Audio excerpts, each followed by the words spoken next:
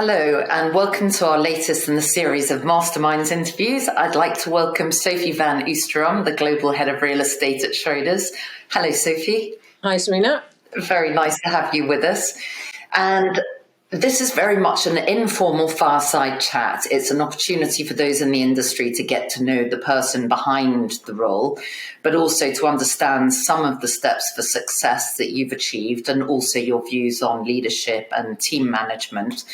So I know that you're a very modest person. I'm going to start, therefore, with the business rather than the person, and would love to get your insights in terms of what you've identified as the key characteristics for successful leadership in today's business. Very good question, and thank you for starting there. It makes it, I guess, quite personal as well. Asking that question, what is good leadership? I personally believe that it is the ability to actually collect people around a common goal. So to get a team sort of behind a common goal, common objectives, because ultimately all the rest of it becomes a lot easier then. If you have a team that knows where it's going and it has a similar mindset of where that is, all the individual decisions that you have to take on a day-to-day basis on are we going left or right become a lot easier. So if the team is connected, knows where it's going, and has a common objective, that makes the rest of it a lot easier. And we talked about this previously, that some other companies we've spoken to have got both the senior board and then they have what they call a junior board. Is that something that Schroders has implemented in order to get the perspective of the next generation of leaders? Or how do you ensure that you are harnessing their thoughts to get alignment? Yeah, that's absolutely something that we've done. One of the things, to the previous point around leadership, I said this was my personal perspective, but I also asked some of the more junior members of the team, what do they expect of their leaders? That is the entire global management team that we have. What do they expect from them? What do they need? And so they came up with their 3 points of what they thought was really important about leadership. And they said communication. So they need to understand what it is they're doing, not just in their little silo, but what the entire group is going after. They obviously want a vision of where the group is going. And then they said primus inter pares. They want leaders that are part of the team and actually drive the business forward together. And so combining those ideas actually with I think our own view of how to drive the business forward, we've set up a concept of a junior board that takes people from the entire business, from all different ranks, all different disciplines within our real estate business, so operations and finance, on the investment side, geographically spread throughout the company, and said, okay, now you join our global management team meetings so that you're at the same time present as we're deciding and we're talking about what it is we want to do. And then you help us in 3 ways. You help us how to communicate this back to the rest of the organization, because the communication piece is how is this message that we're trying to, how is the objective relevant for the different people in their seats is one thing. To come up with better ideas of things that we are missing within the organization. So if we come up with plans, we might be overseeing how people think about this or what's really brewing within the company or even what's brewing outside. So bring us the new ideas and then think through how to connect these different pieces. See in the outside world as well what's new, what are the latest pieces of technology, etc., and bring that to the table. So we've interconnected that. The junior board itself has their own governance, so they meet by themselves regularly to think about their ideas. They communicate with the entire company separately, but at the same time we link at the global management team meetings and say, how do we bring the 2 together? And so you help us to implement. And will they sit in on those global management meetings, or do they have a spokesperson who acts on their behalf? The entire team sits in. So we have our own global management team meetings as much as we can in person every 6 weeks. And then every quarter we have the global, so we have the junior board sitting in physically to the extent they can, because we also have participations out of Asia, so they don't fly in for that. But most of them, at least in the room, are dialed in so that they actively hear what's being discussed rather than a translation. It's a great way to incentivize them and also for future training of future leadership. In terms of the retention of talent, and particularly I know that everyone's debating this with the working from home culture as to how that manifests itself in terms of leadership grooming, what are you doing in terms of incentivizing and retaining your top talent? That sounds like a great initiative in itself. Yeah, although the junior board, we've communicated that as well, is not sort of a step up to the global management team members. Sure. It does find a way of allowing people to step in and take on initiatives that sit slightly outside of their own silo of the piece that they're working on. So it does allow them to put themselves out there, take up new initiatives and show themselves. What we're trying to do with that is to say that's just not only the junior board themselves. Here is what we're trying to achieve. Why don't you join in on any of those initiatives? We have big initiatives on technology. Here's where we're taking the group. If you want to be in that you're more than welcome. Here's the big initiative on ESG. We constantly want to be on the forefront of what we're doing there. A lot of the junior talent is super interested in that, and so get them on board, make sure that they're really integrated in their new thinking and can represent us on the outside as well. So what I find most beneficial to engaging with the junior talents is giving them the opportunities to be part of a bigger thing than just the task that's on their slides as well. So even if it might not be I'm the next global management team member, it is I am actually contributing to more value. I'm contributing more value to the overall goal and being recognized for that, and I can get my hands into different pots is what really helps and motivates them. And touching again on the working from home culture, a lot of people have managed to make that transition more smoothly than I think any of us had anticipated. But how are you integrating that into maintaining a team culture? You make the point in saying we've adapted better in total, I think, as the entire community than we thought we had. At the same time, I think it is still a constant working together on making sure the connection stays. I mentioned what is important, I think, for driving a business forward is understanding a common goal, is understanding a common objectives.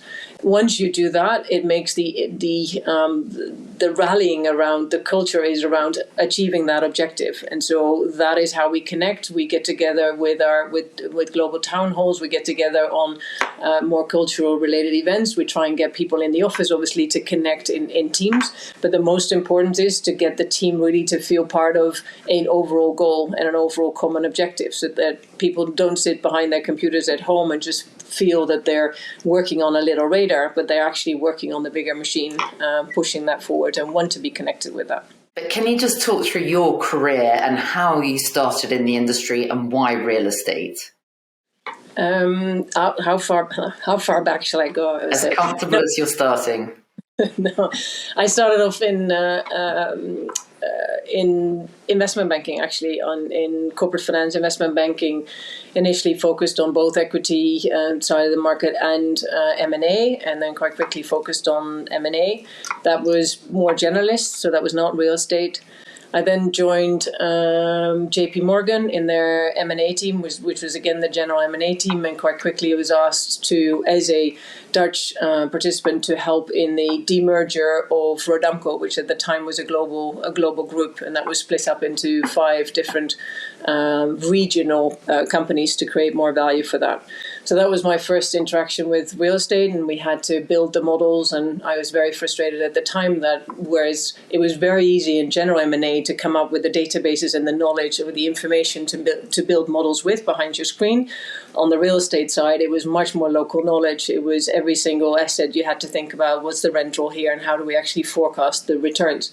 I say frustrated, but it was intrigued, I think, at the same time, because I thought if you have that knowledge, if you really can combine the data with the understanding of the local markets, then overlay the leverage piece, it is a much more complex and much more interesting sector than the other sectors that I'd worked on before. So I think that got me triggered with a very nice team, and then never left the real estate market after that. And then from investment banking, you moved on to the principal side.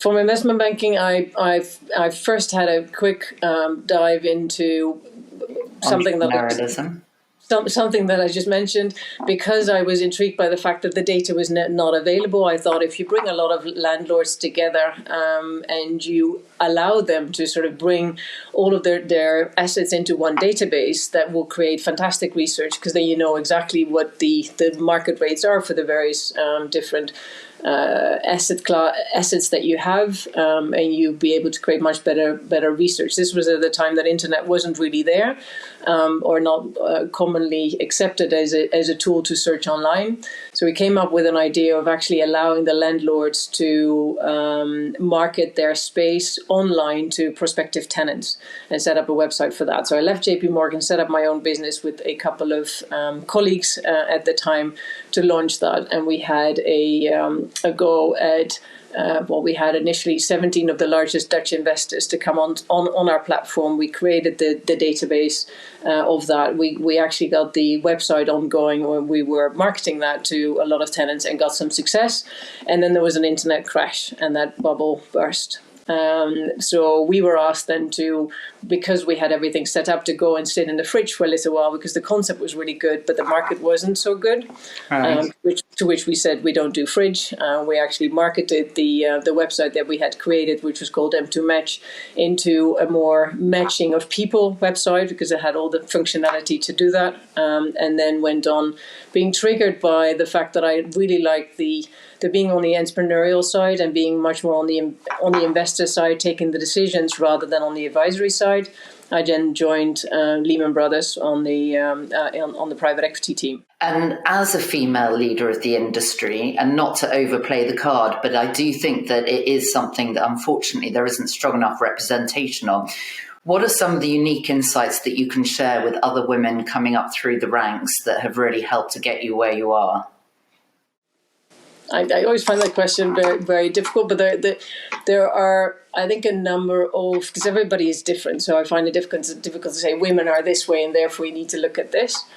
Things that have really helped me along the way is people telling me early on in my career, men and women actually do things differently. So look out, not in your way of working, but look out as well how other people are doing things and how they communicate with their ideas, how they present their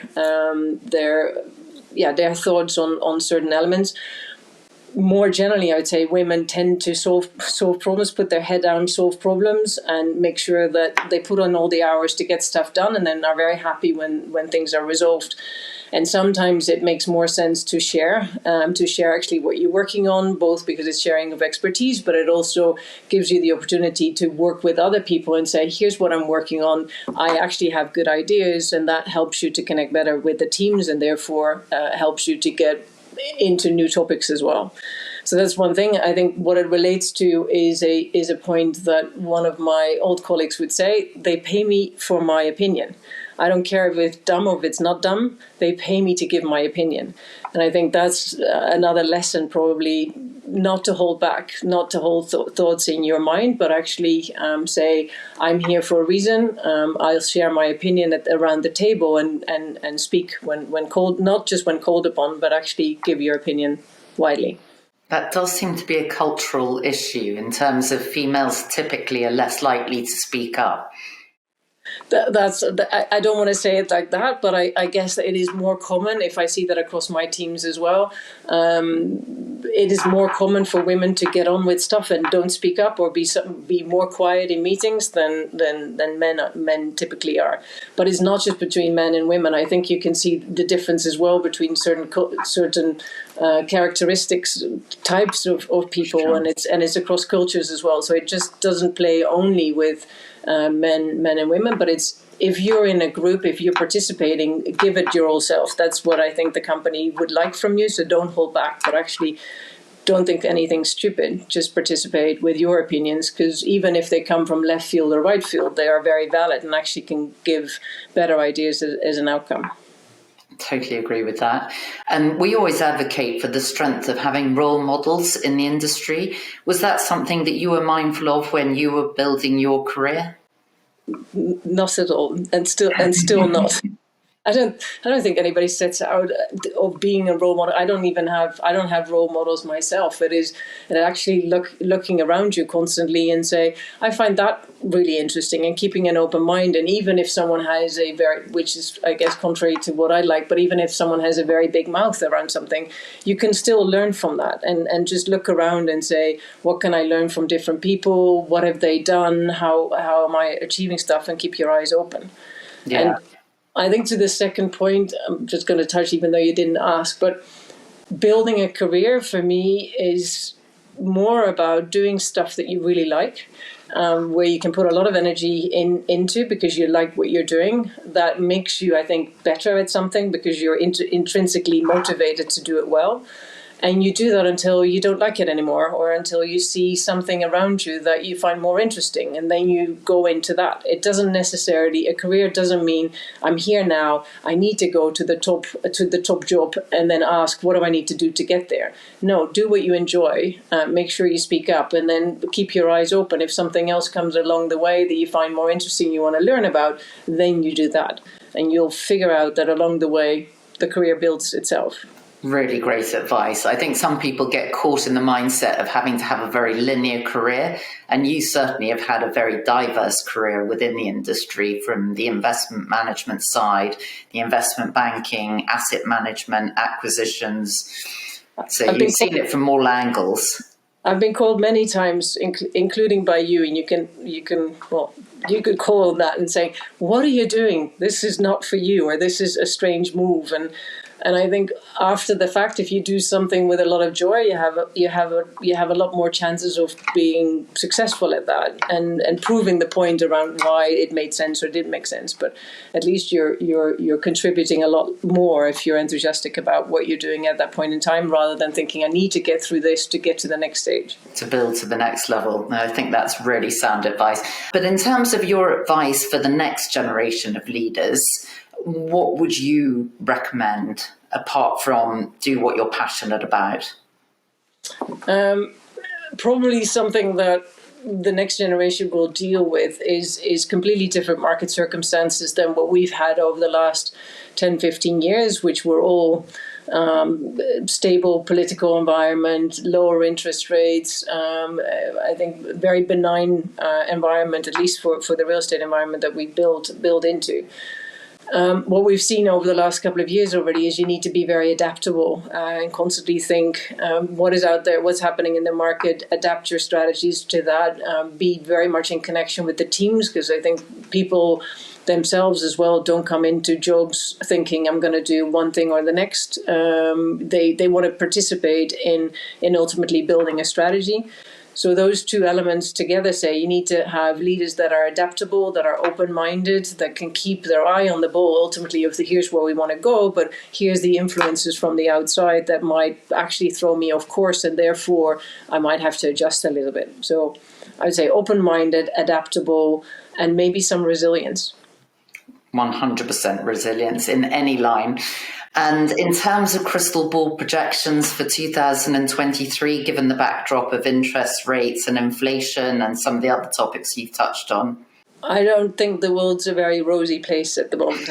I'm not good in crystal balls, but I actually believe there's quite a bit of pain still coming through that needs to come through the system, with energy prices going up, with inflation not really curbed, interest rate rises as well. So for 2023 on our side, very much focused on delivering on the promises we made to investors before, and saying operational excellence. We need to be on the ball with our tenants, understanding what they go through with these new market circumstances, and make sure that we can create sustainable income, not just for us as landlords, but also understanding how the tenants really play into that and how we can help them figure that out. So delivering performance and then keeping our eye on the ball. What's the opportunities that can come from this? Are there market parties that might struggle that we can help out, or think across how we add to our strategies and bring that forward?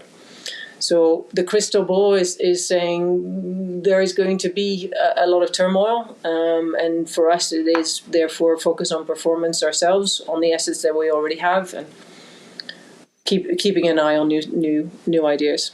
Bumpy times ahead, but from what you've experienced with the Lehman period of your career, communication is critical with your investors. Communication and really making sure that everybody is aware indeed of what you're doing, and making sure that as well, whether it's with operating partners, with your own teams, they're very clear on what you're trying to achieve. And that's these are rocky times, but we are here to deliver performance for our ultimate investors behind this. And so keep the eye on the ball. Don't get too distracted about the outside world, but really focus on what's in front of you. And we have to finish on a high note. So therefore, positive opportunities within the market over the next 12 to 24 months, where do you see those?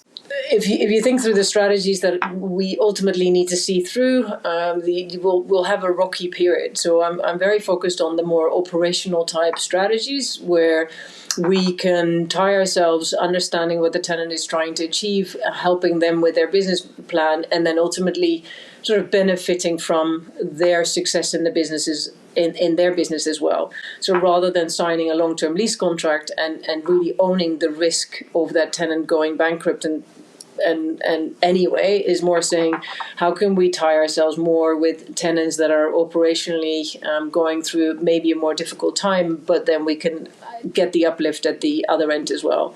So be more operationally aligned with those strategies. So those are strategies. Partnering with them, yeah. So you have the income stream that reflects that. You own the risk. I would say on in current real estate markets, you own the risk of a tenant not doing well anyway, because that's a tenant actually leaving your building.